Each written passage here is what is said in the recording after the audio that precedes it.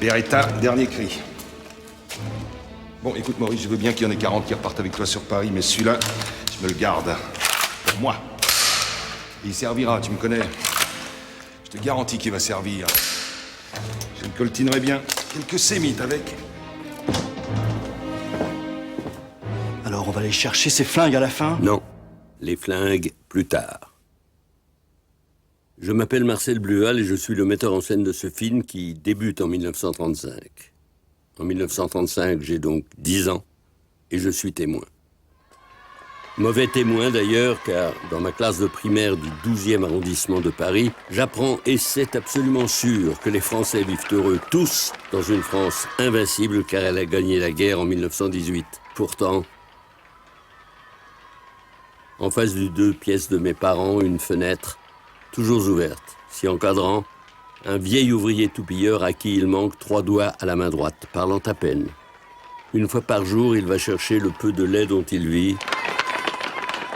Je suis son exception. Il me crie « Marcel, ça va bien de sa fenêtre ?» Un jour... Hé, Bleual, t'as vu? C'est le vieux! Mon vieux était assis à même le trottoir. Incroyable. J'ai lancé mon cartable à la volée sur la table de la maison et je suis redescendu voir. Monsieur Ménétrier? Monsieur Ménétrier?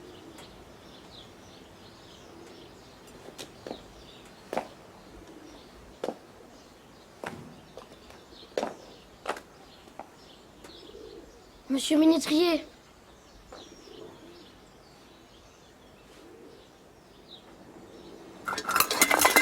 Il est mort. On me dit « arrêt du cœur ». Il est mort de faim, voilà tout. Je suis monté chez lui, pas de quoi allumer le gaz, pas de quoi faire cuire 2 pommes de terre en France en 1935. Disons-le tout net, il n'y a aucun rapport entre la mort de ce vieux et l'histoire que nous allons maintenant vous raconter, rien. Sauf ma colère, intacte.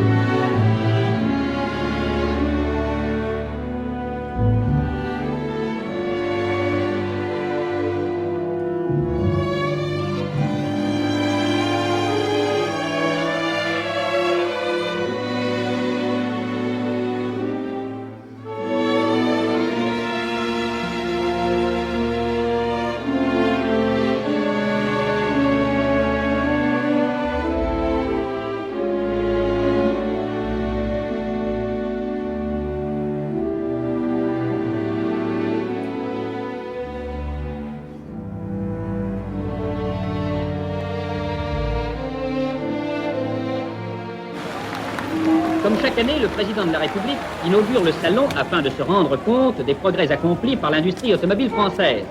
Et d'abord la famille Salmon. Le père, c'est François Salmon, ingénieur issu de Centrale. Il reçoit, aujourd'hui, jour d'inauguration du salon de l'automobile, le président de la République.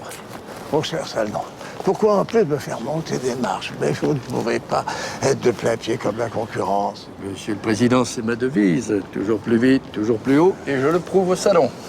Il est fondateur des automobiles Salmon. J'en veux plus. Richissime, il a construit sa fortune pendant la Grande Guerre. Le Président, chez moi, vous êtes chez vous. Une petite flûte de champagne, peut-être? Pour la route. Très luxueux. Peut-être trop. Vous savez qu'en Allemagne, ils préparent une voiture du peuple. Mais il y a longtemps que nous avons ça dans nos cartons, monsieur le ministre. Ah. Monsieur Hitler l'aurait dessiné lui-même. Ça, si le président veut nous faire l'honneur, moi personnellement, en tant qu'ingénieur principal, je n'ai pas d'inconvénient à... Vous voulez quoi? Un fiacre?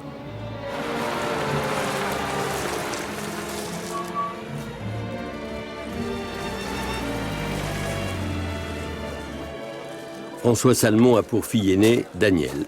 Superbe plante de 26 ans, ambassadrice attitrée des voitures de son père dans tous les concours et rallyes de France, de Paris à Biarritz, de Dinard à Deauville. J'ai bien peur que ce soit à vous, mademoiselle. Je sais, Georges, je sais. Je ne dors pas, soyez tranquille. Croyez-moi, je m'ennuie encore plus que vous.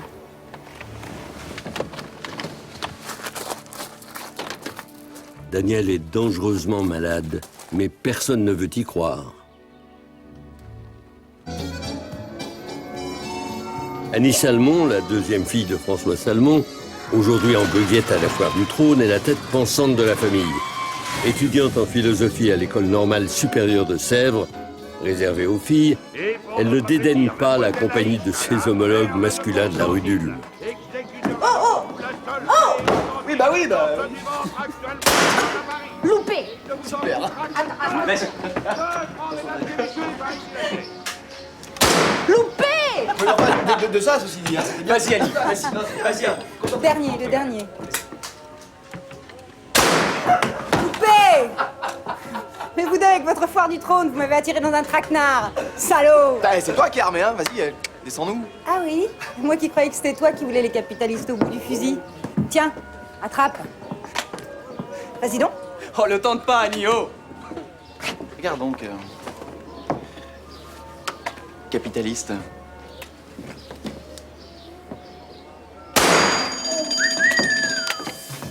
Ils tirent bien, les communistes, Adrien. Non, ils visent juste... Et voici maintenant le numéro 12, Fleur de jungle. Quant à Simone Salmon, la mère, très belle encore, elle est l'illustration des grandes soirées parisiennes et des présentations de mode, l'hôtesse admirable des dîners qu'elle préside. Pourtant...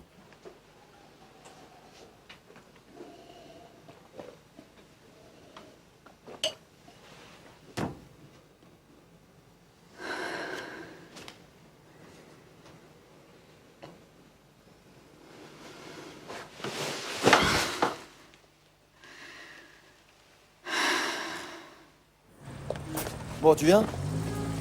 Mais c'est clair, Adrien. Tu lui plais. Annie? Intouchable. Intouchable. Le mur d'argent, les 200 familles. La fille Salmon, là, c'est bon pour jouer les prolétaires à la Foire du Trône. Mais regarde-moi, Ellie. Regarde-nous. Nous, on est juste les petits légumes qui accompagnent le ragoût. C'est tout. Oh, lâche-moi. Elle est anormale sub comme toi et moi, non? À Sèvres. Mais elle te plaît à toi aussi, hein? À moi? Ouais. Adrien, moi je suis juif. Mes parents, c'est des métèques à accent au métro Saint-Paul. UDI, hostess, soon. C'est Tacite qui l'a dit.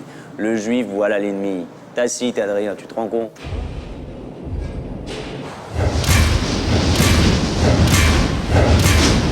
Patron, c'est un modèle trop lourd pour des freins à train de 8 cylindres en ligne, presque 2 tonnes pour une décapotable. Maintenant qu'il y a l'huile et Westinghouse, Citroën s'y est collé.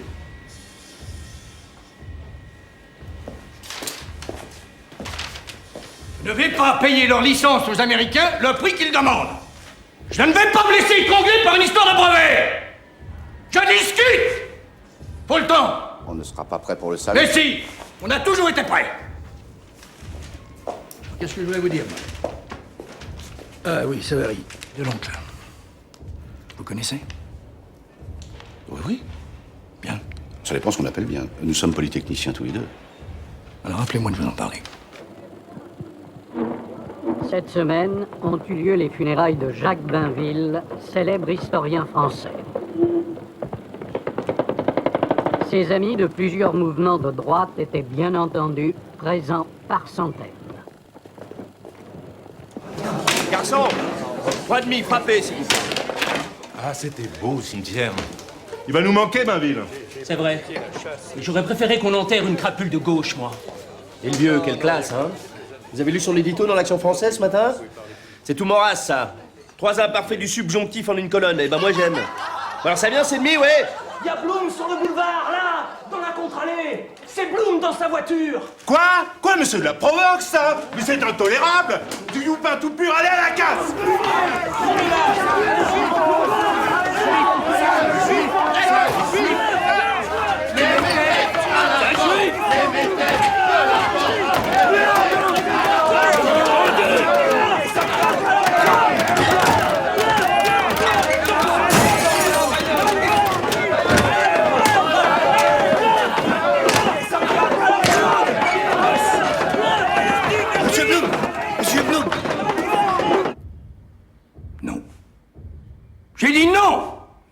l'édito, vous me le foutez au panier immédiatement. Écoutez, c'est mon journal, c'est moi qui paye. Nous étions convenus d'une ligne édite. Quoi? Pardon? Combien? Bon, allez, en bas des taux, on en parlera plus tard.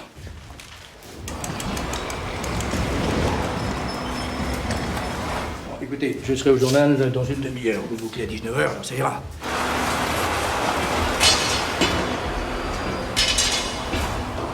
Bien entendu, en ce qui concerne l'agression de Blum, boulevard Saint-Germain, silence total. Non, même pas une brève. Oui, nous en reparlerons, oui.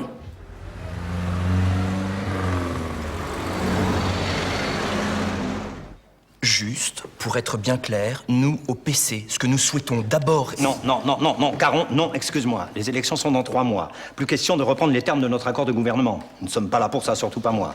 Si Torres souhaite s'expliquer, il le fera avec Blum directement. Au Parti Socialiste, je ne suis que directeur de campagne. Bon. Si vous voulez bien, finissons-en avec l'ordre des prises de parole lors du meeting du 7. Donc, service d'ordre commun, PC, SFIO. Nous serons 3000 dans la salle, mais plus du double dehors, alors. Eh oui, le peuple pousse, Blumel, c'est bien, non? Mais rassurez-vous, les communistes seront vigilants. Donc, pour le Parti Socialiste, c'est Blum qui fera le topo général en 3. D'accord? 2 points en particulier. Si nous gagnons, le gouvernement de Front Populaire que nous formerons nationalisera la Banque de France et les gros trusts. Appropriation collective des moyens de production. Les socialistes sont partants. Ensuite, Blum tient à parler lui-même des fascismes, intérieurs et extérieurs. Dissolution des ligues factieuses en France. Quant à l'étranger, il se déclarera préventif et résolument défensif. Défensif. À aucun moment, le nouveau gouvernement ne doit apparaître comme belliciste. Et les électeurs ne suivraient pas. Donc, le président Daladier parlera en ouverture, s'il veut bien. Oh, ça, il voudra bien. Entre autres. Prolongation de la scolarité jusqu'à 14 ans. Et défense de l'école laïque. Pour vous, en 2, Torres? Réduction massive du temps de travail sans réduction de salaire. Le chômage saigne les masses. Arrêt de la politique de déflation Laval qui met les travailleurs... Massive, oh. Surtout qu'il reste dans la vague, Torres. Chez vous, on a une fâcheuse tendance à sortir les 40 heures en veux-tu en voilà. Ça gêne les radicaux, pas les manifestants en tout cas. Manifester, ça n'est pas voter. Dites tout de suite que vous voulez faire fuir les électeurs. Du travail et du pain, c'est ça qu'ils veulent, les électeurs. Oui, en casquette. Messieurs, je vous en prie. Plumel, vous avez beaucoup d'influence chez vous. Il ne faut rien exagérer. Bien sûr que si, en Haute-Vienne, vous avez 3 députés. Nous 2, dont moi. Et je suis fragile. Dans les préaux, les communistes n'y vont pas de même morte. Et ils ne m'épargnent pas. Oui, oui, je sais. Ils sont nos alliés. Mais enfin, il y a manière. Et quand je dis 40 heures, je sais de quoi je parle. Ouais, mes petits patrons, moi, je les entends d'ici se faire la paire. Alors, au second tour? Oui. Ben, pour le report des voix. À Limousin, vous posez un maximum. Un petit coup de pouce aux électeurs de la part de vos élus, en ma faveur. À charge de revanche, non? Georges? Oui, monsieur? Qu'est-ce que vous en pensez, vous, de tout ça? Je pense que monsieur a l'air préoccupé ces temps-ci. Préoccupé? Eh ben, vous avez du vocabulaire. Emmerdé, oui. Qu'est-ce que vous voulez? On ne peut pas sortir 250 salmons par jour avec 9000 ouvriers et dormir bien la nuit en prime. Il y a une justice. Non, vous êtes gentil, je parlais de la situation politique. Qu'est-ce que vous en pensez? Monsieur veut vraiment savoir?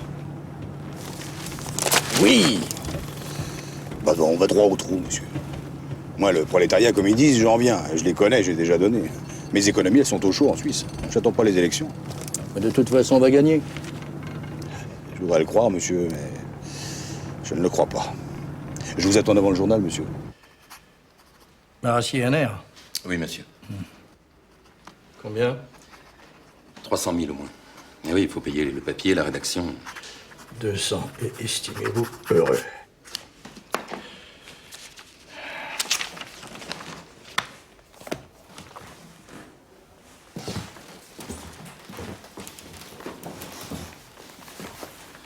Ils sont tous au marbre, là. Combien on perd chaque jour? 18 000. Madame, on n'a tiré qu'à 34 000 par jour cette semaine. Le coup du jour. Voilà, je voulais le grand tirage. Je deviens un brûlot de droite. Mais non, pas du tout. On Mais fait un si, journal une tout à feuille fait- de chou confidentielle. Ça, on est loin de Gringoire. Où il tira? Hein? 400 000. Eh, On devrait bouffer plus de juifs. Ou alors on pourrait changer d'éditorialiste. Qui? Le Ken? Ah oui, très bonne idée. Très bonne idée, le Ken. Le Ken, non. Trop cher. C'est un ami, pourtant. Ah oui, ça, c'est une vraie plume, celui-là. Il est en train de sortir un roman, il sera intouchable. J'ai du mal à vous imaginer en tutu, mon vieux. Mais vous êtes quand même ma danseuse. Encore 3 mois de ce régime et je serai obligé de vous vendre. Vous pouvez me laisser seul un moment? Bien sûr. Votre ligne directe, c'est celui-là, hein? Oui.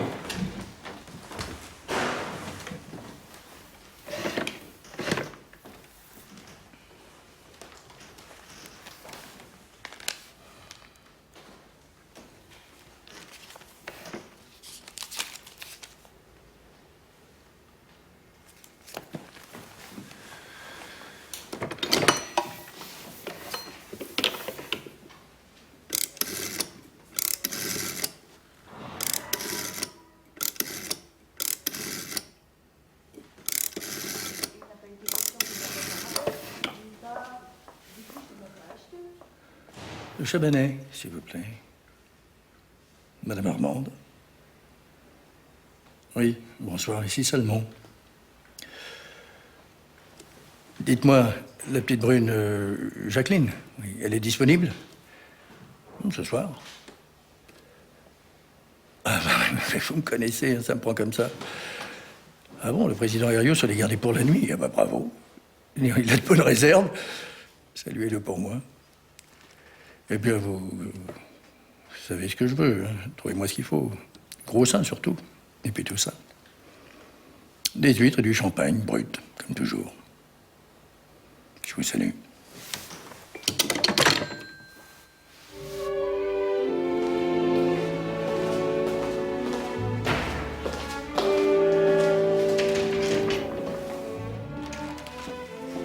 Mademoiselle. Merci, Jeanne. Bonsoir, mademoiselle. Bonsoir. Bonsoir, Daniel. Bonsoir, Annie. Tu t'es mise à l'aise, je vois. Évidemment, puisque papa s'est décommandé et maman... Oui, elle dîne seule là-haut. Enfin, quand je dis seule. C'est quoi ton bouquin? Très à la mode à Sèvres, nouveau. Un philosophe allemand, Heidegger. Tu peux pas connaître. Vous pouvez servir. Qu'est-ce que tu as? Tu pleures? C'est nerveux, je me sens pas très bien. Tu devrais sortir plus. Aucune envie.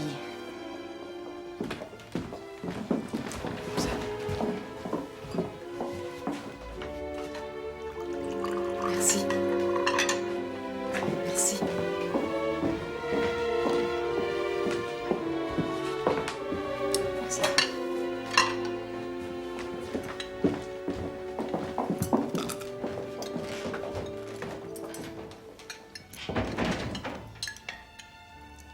Le regard de tous ces hommes sur moi, Annie, je le supporte plus.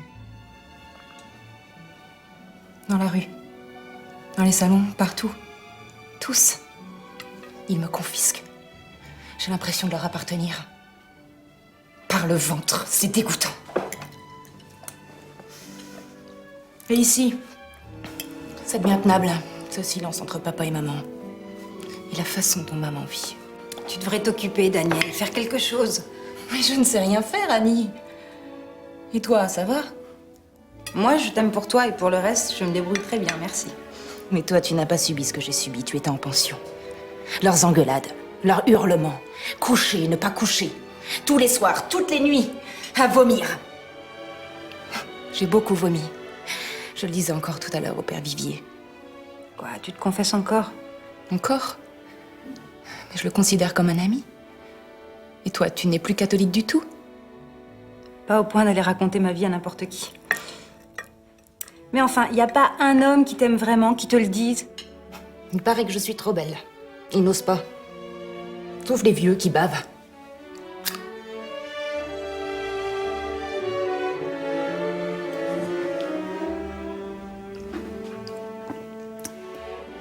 Bien, Annette, laissez-moi. Desservez, s'il vous plaît. Je vais m'allonger. Faites votre tour d'étage. Vous couchez à côté, si j'ai besoin, j'appellerai comme d'habitude.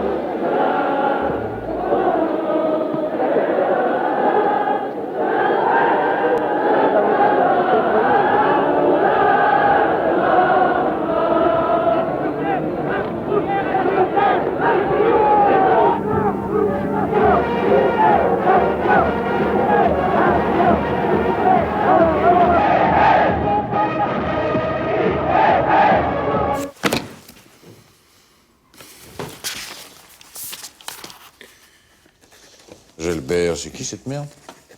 Ah, Jalbert, Jean. Un fur, juré au concours. Le Goncourt, ça fait 10 ans que j'ai fait une croix dessus. Moi, une croix sur le Goncourt? Jamais.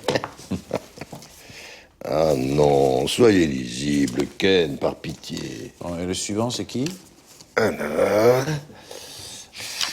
Jalbert, agi. Ah, ben voilà qui va vous faire plaisir. Aragon. Il est de vos amis, non? Oui, ça vous étonne? Plutôt. Enfin, en tant qu'éditeur, j'ai beau savoir que dans nos métiers, tout le monde tape sur le ventre de tout le monde. Il est communiste, Aragon. Parfois, je lis une page de lui et je me dis... Faire aussi bien, je n'y arriverai jamais. Et parfois, c'est lui. Et il me téléphone pour me le dire. Ça crée des liens. Oui, il est communiste tout de même. Vous permettez que j'abuse de votre secrétariat? Mademoiselle Audibert? Oui, monsieur Lequel? Un café chaud me ferait plaisir, si ça n'est pas trop vous demander.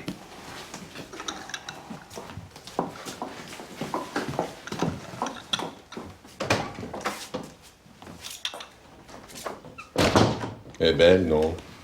Elle est disponible. Non, trop jeune. À cet âge-là, ça a des exigences, ça fond en larmes.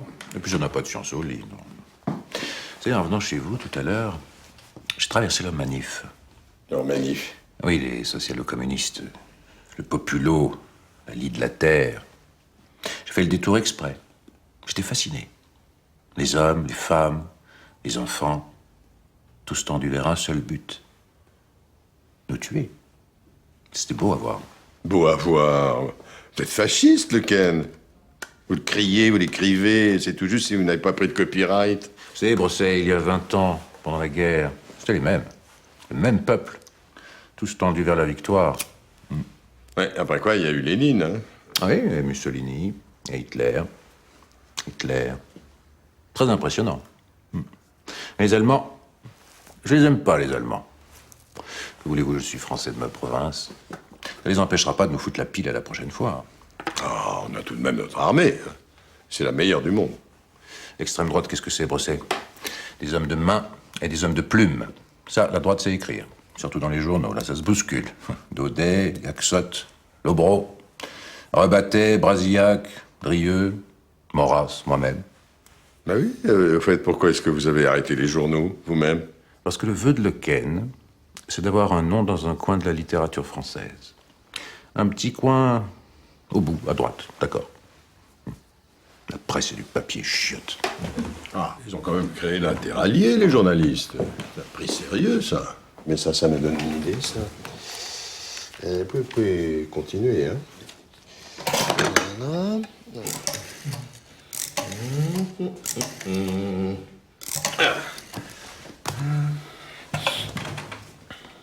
Allô, monsieur Carcotil, là, pour monsieur Brosset, s'il vous plaît. Oui, passez-le-moi. Il a des amis au concours, mais il est très influent partout. À l'Interallié aussi. Allô, Carco. Vous allez être surpris, c'est Brosset. Vous allez bien? Écoutez, voilà, je vais faire court. Hein. Je vous appelle parce que l'autre jour, j'ai rencontré le Ken chez des amis. Vous savez qu'il vous admire beaucoup. Hein. Beaucoup. Oui, mais, bien sûr, c'est moi, vous le connaissez, c'est un orgueilleux. Alors, j'ai pris sur moi, boire un verre avec lui, ça vous dirait le rêve, ben oui, bien sûr, rue Colincourt. Voilà, vendredi 3h. Très bien, ben je vais lui poser la question. Non, mais attendez, mon Dieu, attendez. Non, pardon, je parle à ma secrétaire.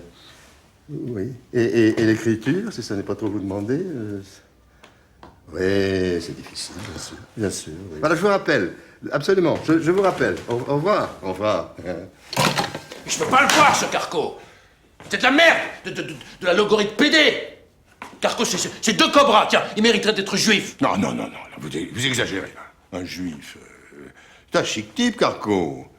Et puis, à quoi ça vous engage? Boire un verre avec lui, vous savez, pour entrer à l'académie, il faut faire pire, bien pire. Hein. Je sais de quoi je parle. Hein. Mais qui veut entrer à l'académie? En tout cas, pas vous.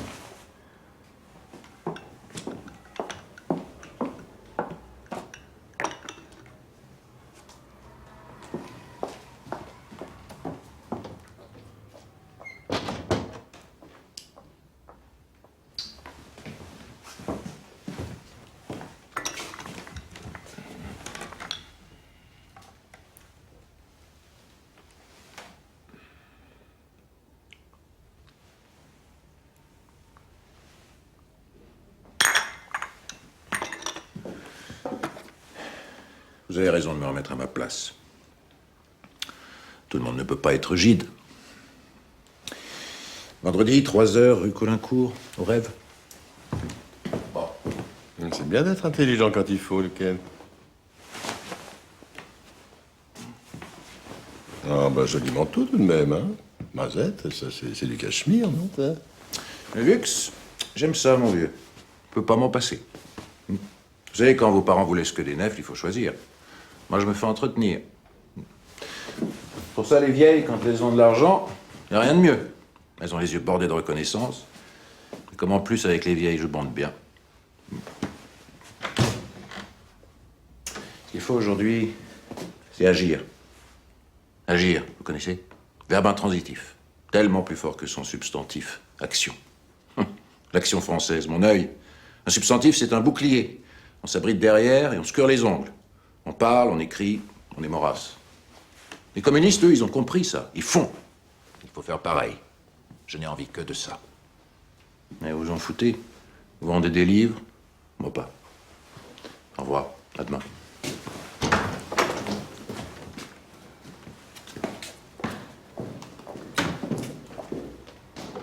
Au regret, madame, il est parti, le beau le Ken. Parti participe passé du verbe intransitif partir. Mais soyez rassurés, il sera là demain.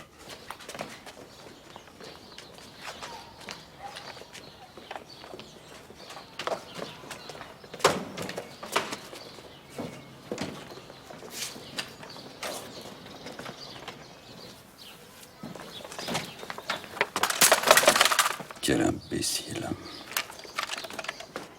Combien? 43 le bel en tout, camouflé derrière une cloison double, prêt à servir. La discrétion ne m'a pas l'air tellement bien assurée. Mauvais hasard, mon commandant. Et sans conséquence, je le connais, celui-là. C'est un bon, je lui sonnerai les cloches. Et vous n'avez pas encore tout vu, si vous voulez. Ça me suffit. Déposez-moi au Palais Bourbon, j'irai au ministère à pied. Alors, à propos de vos réseaux, ça s'organise, Corvignol? Des réseaux? Nous avons des réseaux? Je ferai rapport au maréchal, a priori positif. Merci de l'oncle. À la fin de l'après-midi, rois de feu et volontaires nationaux remontent les Champs-Élysées vers l'Arc de Triomphe pour ranimer la flamme sur la tombe du soldat inconnu.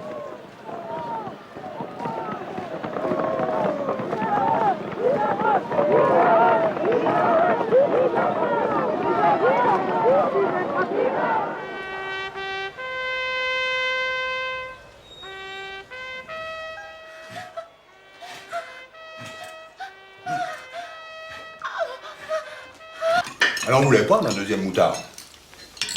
Pas d'argent. Elle y est allée avec une aiguille à tricoter. Curetage à l'Hôtel-Dieu. Elle s'en souviendra toute sa vie. Et pensez-y, les filles, avant de faire le saut.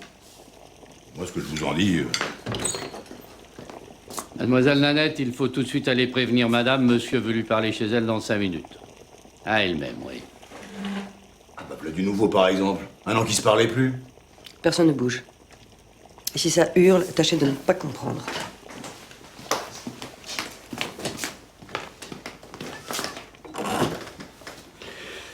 Voilà que ça repart. Nanette, vous nous laissez.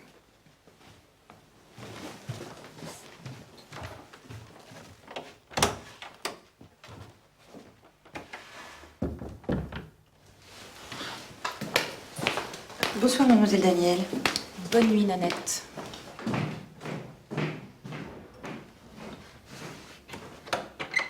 Que me vaut?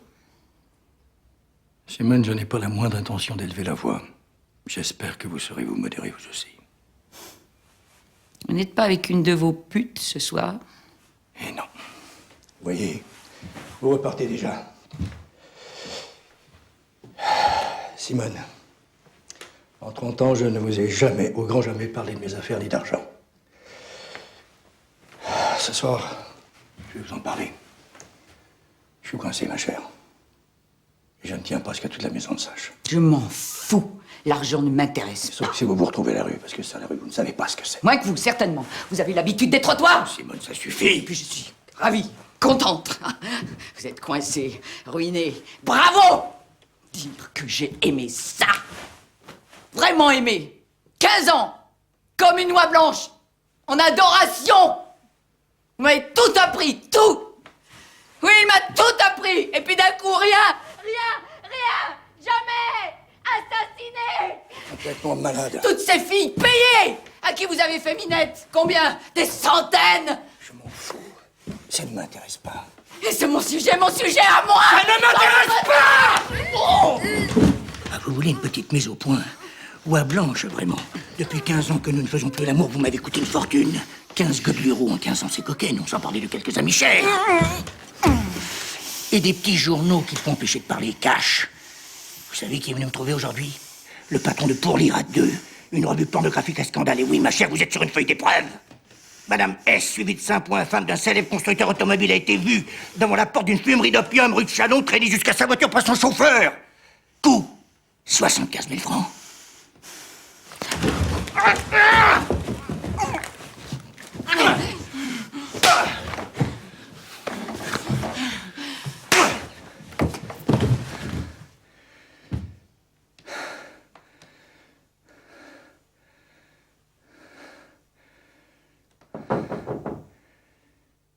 Qu'on nous foute la paix.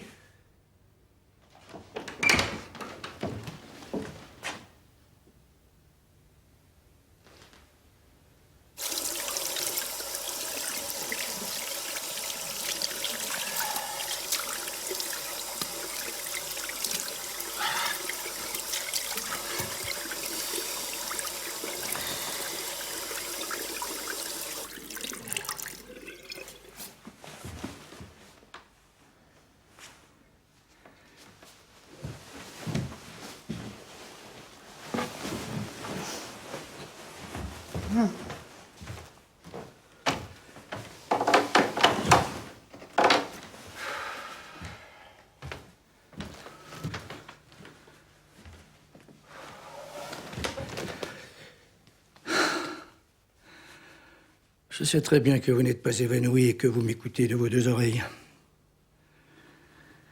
Je vais vous parler comme à mon conseil d'administration. Je suis un milliardaire à la veille de déposer son bilan. C'est incroyable, mais c'est comme ça. Je tiens un coup d'emprunt à mes banques et mes banques commencent à ne plus avoir du tout envie de coopérer avec les automobiles salement.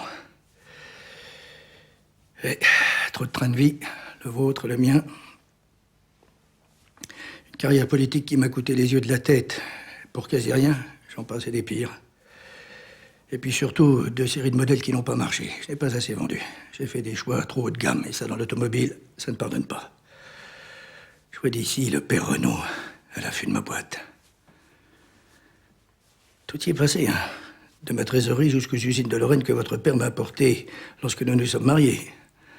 Vendu, les fonderies de Wenbach. Oui, ma chère. Alors, avant que cela ne se répande trop, j'ai réfléchi à une solution honorable.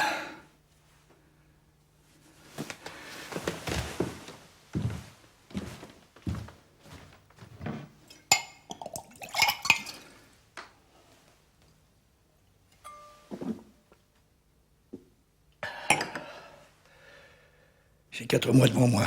4 mois, le temps d'une traite à 120 jours. D'ici là, il faut que Daniel soit marié. Avec un sac d'or, naturellement. Ou au moins fiancé. Or, la chance vient de passer venant de Lorraine. Les aciéries Houssenot. Vous ne connaissez que ça, vous, depuis que vous êtes né. Ça tient au devin d'elle par les femmes, c'est enraciné dans les mines de fer et c'est plus perpétuel que la rente.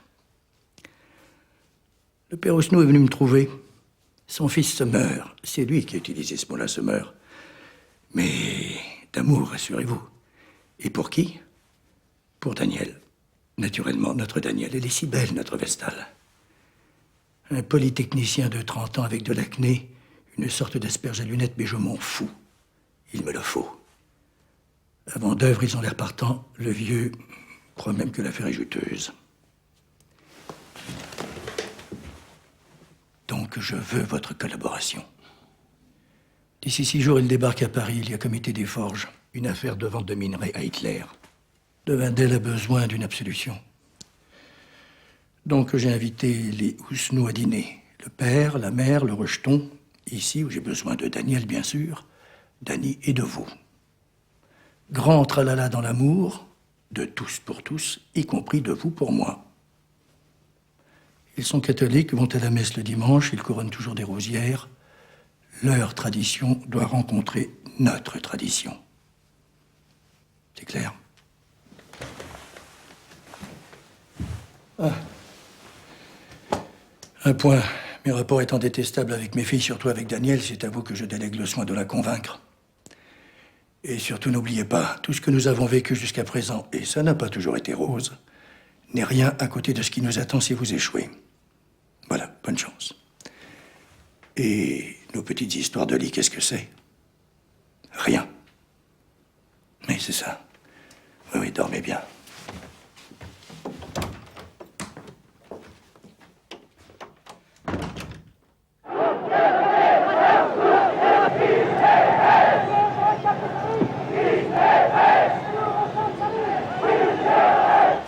Il pleut en ce dimanche. C'est peut-être pour cela qu'on s'empresse autour des bureaux de vote pour se libérer rapidement de son devoir civique. Maman, je ne suis pas un veau à l'étal. Tu tiens ces boucles d'oreilles? Oui, celles-là. Elles me viennent de ta grand-mère. Simple. Elles vont à ton ovale de visage. Tu les gardes. Annie, tu choisis ce que tu veux. Mais j'aimerais comprendre, maman. Pourquoi tes bijoux à toi? Parce que c'est tout ce qui me reste en propre, ma petite. Et que je tiens ce soir à ce que votre père le sache. Maman, vos affaires, à toi et à papa. Ce sont les tiennes, Annie. Les tiennes. Et de très près. Je me suis mariée à l'ancienne, donc je n'ai rien à moi. Et vous non plus. Nous sommes toutes nues. Alors ce soir, on se part et on sourit. Et laissez-moi vous dire que j'ai un trou à la place du cœur ce soir.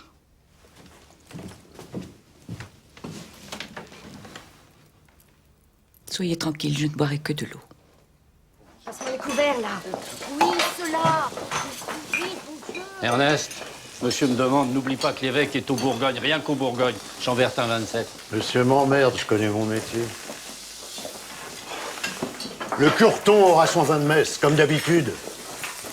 Avec la descente qu'il a. Monsieur Labrousse, il y a des oreilles catholiques dans cette cuisine.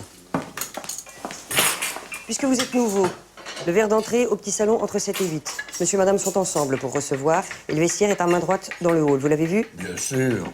Il faut pas être nerveuse comme ça, mademoiselle Nanette.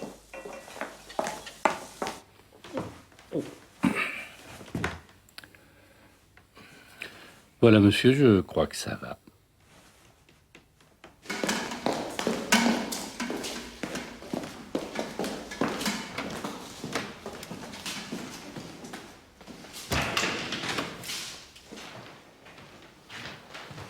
Bonsoir, Robert. Oui, s'il vous plaît. Je suis surpris. C'est pas dans vos habitudes d'arriver le premier. J'ai une confession à vous faire, mon cher François. Je me suis trompé d'heure. Mais votre cognac est irrésistible. Dites-moi, vous qui êtes un spécialiste de l'amour, au moins par écrit, si, je vous ai lu. Est-ce que ça existe vraiment? Quoi donc? L'amour. Ne me dites pas que vous parlez sérieusement. On ne peut plus sérieusement. Ce soir en particulier. Alors, la réponse est oui. Mais c'est un phénomène excessivement bref. Et particulièrement chez les lapins. Un jour, j'ai commencé à faire semblant avec Simone. Enfin, semblant d'avoir envie, comme vous le savez. Et j'ai continué à me forcer jusqu'à n'en plus pouvoir. Et puis un jour, je me suis rendu à l'évidence. Ma vérité à moi, c'est dans le coup de sang. L'amour et les affaires, c'est incompatible. Enfin, pour moi, en tout cas. C'est à l'ami que vous vous adressez ou au spécialiste? Aux deux. J'ai sûrement besoin d'un dérivatif avant les grandes manœuvres. Ah. Ou Snow. On vous donne un enseignement religieux dans cette école. Oui. Vous avez accompli votre devoir électoral. Ça compte aussi. Quel devoir électoral? Non. Mais comment? L'écrivain que vous êtes réprouve les élections? Mais en quoi un écrivain devrait-il ressembler à Monsieur Tout-le-Monde? Non, c'est l'inverse qui est vrai, chère madame. Moi, Robert, ce matin, je me serais bien levée même tôt pour aller voter. Si seulement j'en avais le droit, bien sûr. Eh bien. Méfiez-vous d'Annie.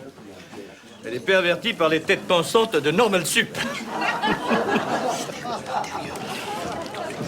J'appellerai, oui. Il dit que les élections, c'est la catastrophe. Ma bonne amie, je vous laisse présider un instant notre petite fête. Je suis désolé, mais j'ai des chaînes de voitures. Allons, jeune homme. Appelez-la Daniel tout de suite. Je sais que ça lui fera plaisir. N'est-ce pas, chérie?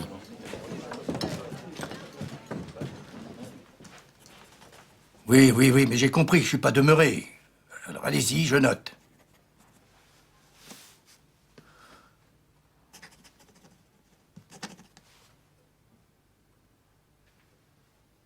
Ah non, pas lui.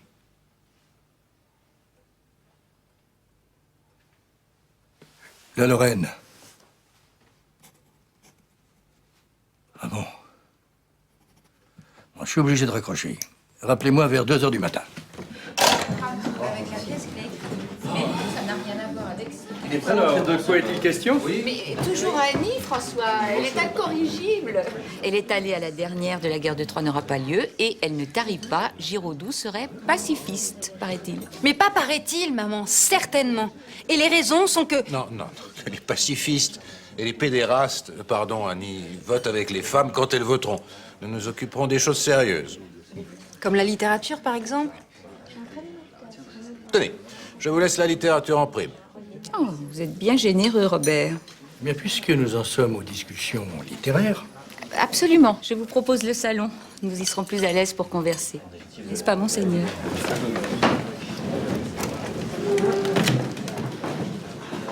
Cher Osno, vous aimez les très bons cigares. Choix exceptionnel. Oui, j'aimerais bien vous dire 2 mots seul à seul dans mon bureau. Les jeunes ont l'air de s'entendre, non?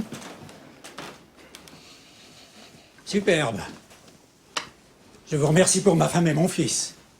Sincèrement. Alors, ce que vous aviez à me dire? Incidemment, je ne fume pas le cigare. Vous me permettrez?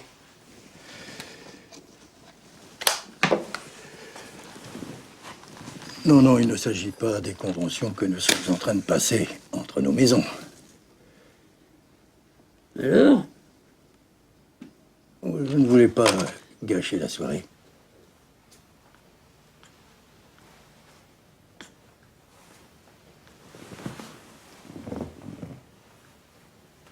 Asseyez-vous, parce que vous allez tomber de haut. Je viens de recevoir un coup de fil de l'intérieur. Vous êtes des premiers à savoir. C'est un raz-de-marée, mon vieux. Ce dimanche-là fera date dans l'histoire de France. Ils ont tous voté à gauche, mais à gauche. Grosse majorité socialo-communiste à la Chambre d'ici fin de mois. Le deuxième tour est perdu. Vous me faites une blague. Ce n'est pas possible. C'est. Vous êtes sûr? Hélas. Donc le dépouillement n'est pas terminé, mais après tous les bureaux disent à peu près la même chose. Il faut que je téléphone, vous permettez? Quoi, chez vous? Ah non, mais chez vous. Les gens de De Wendel sont triomphalement réélus. Tenez, j'ai la liste. Non, ça, la Lorraine tient toujours, mes compliments. Mais à Paris, Renaud à Billancourt, moi à Puteaux, Pan à Évry, c'est rouge vif. Une vraie déculottée. Et peut jouer dans les choix chauds. Non, mais c'est abracadabrant. Et vous savez qui Lebrun va contacter comme futur président du Conseil de la République, troisième du nom?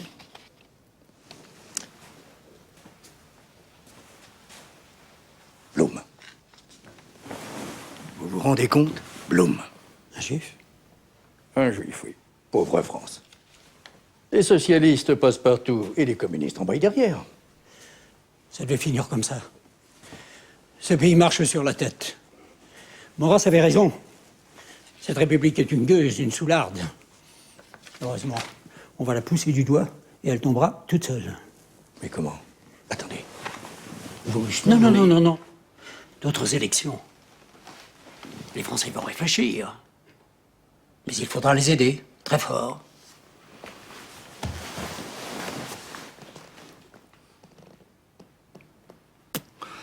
Heureusement que ni vous ni moi ne sommes cotés. Vous imaginez la bourse demain?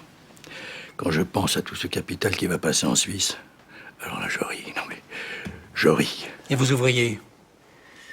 Moi, les miens, je suis assez tranquille. Mes ouvriers? Mais ils ont gagné.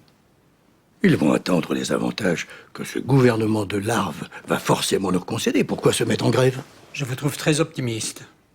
Les 40 heures, la semaine des 4 jeudis, la retraite sans flambeau, avec le bolchevisme au bout. Non, mais je connais mes syndicats. La révolution n'est pas pour demain. Vous et moi, on peut pousser les feux. Marion, nos 2 enfants. Il n'y a que ça qui compte. Ouais. Marions-les. Tout de même, je me demande,